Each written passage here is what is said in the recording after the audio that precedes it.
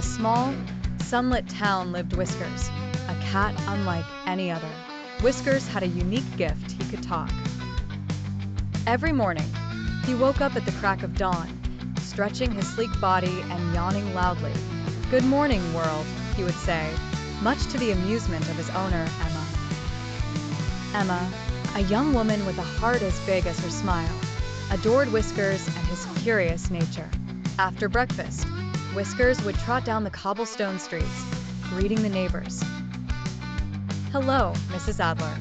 Lovely day, isn't it?" Mrs. Adler, an elderly lady with a passion for gardening, would chuckle and respond, "Indeed it is, Whiskers. Keep an eye out for those pesky birds." Continuing his journey, Whiskers would often stop by the local bakery owned by Mr. Johnson. "Good morning, Mr. Johnson. Any fresh tuna tarts today?" Mr. Johnson, always delighted by Whiskers' visits, would hand him a small treat and say, "Only for you, Whiskers." The afternoons were dedicated to adventures in the park. Whiskers had a knack for storytelling and would gather the neighborhood children under the big oak tree. "Did I ever tell you about the time I chased away a fox?" The children would listen in awe, their imaginations taking flight with each tale. But Whiskers' day wasn't complete without solving a mystery or two.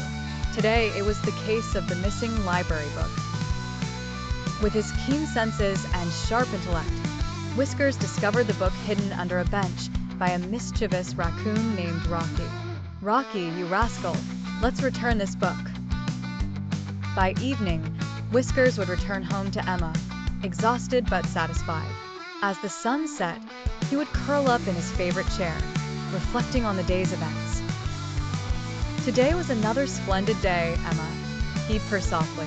Emma would nod, gently stroking his fur. "Indeed it was, Whiskers. Indeed it was." With that, Whiskers would drift into a peaceful sleep, his dreams filled with the promise of tomorrow's adventures.